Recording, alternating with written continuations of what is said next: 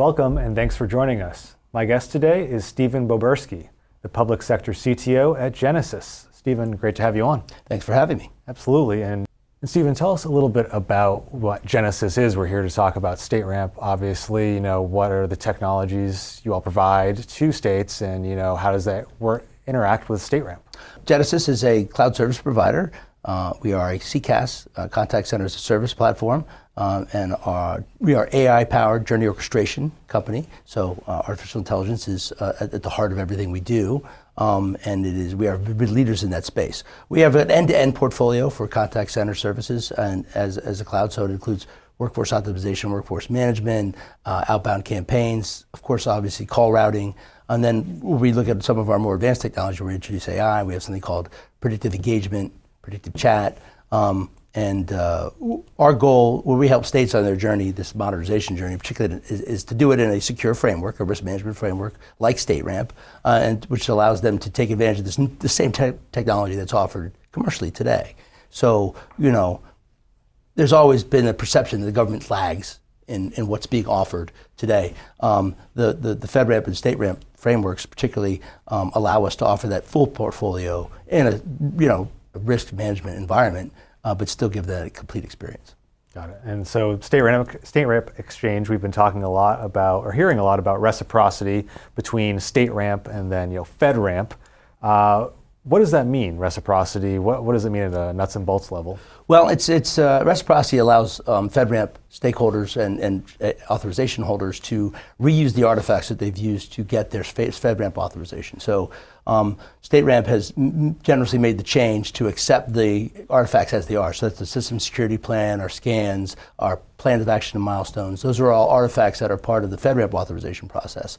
Originally, they had asked that you'd have a year, then you could convert to their documentation. They've now accepted the documentation as it is, and then they've accepted the authorization. If we're moderate at that level, they review that from FedRAMP, and then they will meet the same impact level on StateRAMP. So the reciprocity is both for the artifacts and the actual authorization itself. So it's really streamlining the process for cloud companies. It is. Yeah, and then there obviously must be some differences between the two different programs, even though there are a lot of similarities. What are some of the things that are the same, and then what are some of the key differences between the two programs? Well, the components are the same as far as the artifacts, and these, there are the same process. You have ready and process and authorized. You have a continuous monitoring process. So StateRAMP is really meant to mirror the FedRAMP authorization process because the states didn't have a seat at the table when it came to the FedRAMP authorization process. So they mirror each other very similarly. FedRAMP, of course, is run by GSA. It's a government operated organization. The StateRAMP organization is a 501c, so it is a nonprofit, and it's an amalgamation, a committee of industry and government members that have decided that they would like to create this framework so that they can have the same benefits and take advantage of risk management frameworks such as FedRAMP. Yeah, interesting. So with GSA's FedRAMP program, obviously industry has some input, but it is very much a government program, whereas with StateRAMP, you've got industry and government and a lot of different state governments kind of having equal say. The industry actually has a little more input now with the FedRAMP process than it has had in the past. Yeah. To the program's credit, I will say, but some of that has been a little bit driven by StateRAMP, I think. So okay.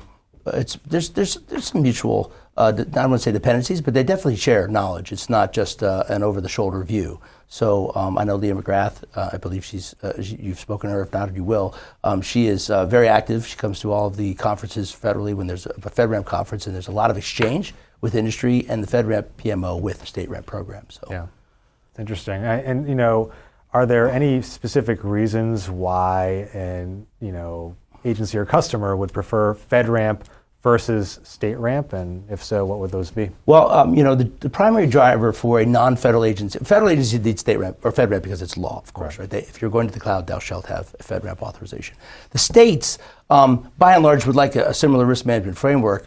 The reason they may be forced to go to a FedRAMP cloud versus StateRAMP is simply a federally driven mandate. So their Department of Revenues for states, for example, we have a lot of them in our boundary, specifically because there is a standard called IRS Publication 1075. If a Department of Revenue, anybody doing that has federal tax information, even at the state level, wishes to move to the cloud, they're responsible for ensuring that their ecosystem is IRS Pub 1075, authorized, or I should say certified. So while we as a provider can't be Pub 1075 compliant, we can help and assist with that compliance, and that is a mandate. So if you read the Pub 1075 guidelines, the first thing it says is thou shalt be FedRAMP if you are cloud. States cannot issue FedRAMP authorization. That's why they have the StateRAMP program. So they are dependent upon a federal agency to issue an authorization if they want to use that service. So that's really why they might prefer it generally. Otherwise, the programs are very similar. Interesting, yeah, and I'm sure the closer that those two programs can be brought together, the better for companies who are oftentimes selling to both the state and federal level. The benefit for us is that to participate in StateRAMP, even though there's a delta, is that StateRAMP enables them to directly access those artifacts that we talked about, right? We don't share the plan of action milestone, system security plan, the scans, all that to state organizations that are not participating in the program through StateRAMP, because that's what gets them that seat at the table. That's what allows them access. So, because they can't download it from max.gov or, well, that's moved now, but states cannot download the FedRAMP artifacts. Right, got it. And then I know there's, only a few major cloud platform providers, right now. There's AWS Cloud, Azure, Google. I think you guys went with AWS Cloud. Tell us a little bit about that decision and how that might have impacted the StateRAMP authorization. So, AWS for us was a matter of, well, there's quite a bit. But we are a microservices-based architecture, so it fit very well into their environment. They have a massive footprint in the federal government, so it was logical for us to go there first. But also, what's great about AWS, among the many things, is that they have this standard framework for their IaaS and PaaS platforms, information service platforms as a service, globally. So we are a global company, right? So we fancy ourselves as quite good at compliance. So we have GDPR in Europe, IRAP in Australia. All of our platforms have a baseline that will include SOC 2, PCI compliance, those kind of things, globally. And we can do that because AWS's architecture supports that globally, whether you're in a commercial, whether you're in GovCloud, whether you're in Europe or some other country, that baseline framework's in place everywhere. So that is to our advantage by far. Gotcha. All right.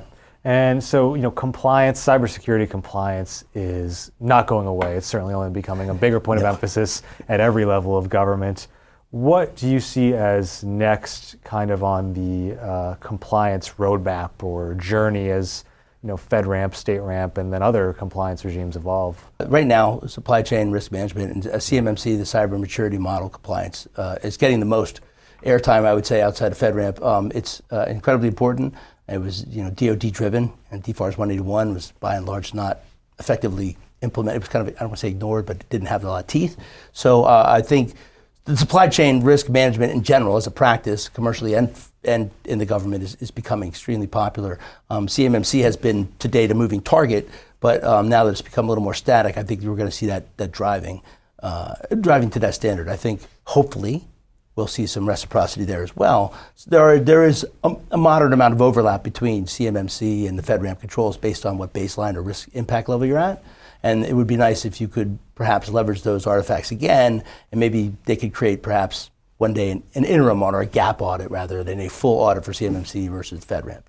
We're not there yet, but hopefully that will be driven as well. Yeah, I mean, I know DoD has released its rules for that program, its proposed rules for that program, and is hoping to finalize it, I think, by next year, early next year.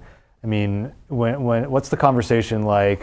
I know the large defense primes have their view on CMMC. I mean, when you're talking more generally about, cloud providers and things like that, is CMMC this big thing kind of lurking in the background, or how? Well, it depends on the view, right? And it's always client driven, right? Yeah. It is heavy DoD play. So right. A lot of our customers have not been driving us yet to CMMC, but our partners are. So sure. We're getting it from our larger partners that are doing business in other areas with the Department of Defense, and they are absolutely. It's I don't want to say it's looming, but it's not in the back of the mind. It's sort of the middle of the front. It's coming. So yeah. We're all aware of it, and it's not inexpensive, but it is important, and we do recognize that. And it will be interesting to see how other federal agencies figure out ways to adopt it. GSA, I haven't seen a lot from them so far on what's going to happen there. It will be, and I'm sure at some point there'll be a mandate from OMB that will drive something accordingly. But it's been the delta between CMMC just 1 and 2 was so great that I think people are waiting to see what changes next. But I think that the framework is probably ready for consideration at this point. Industry just hasn't jumped on board right yet. Yeah. All right. And so, what would, as just bringing it back to StateRAMP, what would you tell other cloud service providers about about StateRAMP? What do they need to know? Well, I mean, it is a modest investment. It's a pay to play to join as a vendor, but the value is there because, again, it's ease of doing business with the states and local government agencies that are participating in the program. There are some that only need StateRAMP. They don't have time to or are not interested in FedRAMP, but they want that risk management framework. So it's a credibility. If you don't have FedRAMP yet, you could pursue StateRAMP as a parallel path. Perhaps you're not interested in FedRAMP. StateRAMP's absolutely a viable way to go, and it is definitely picking up in popularity and use.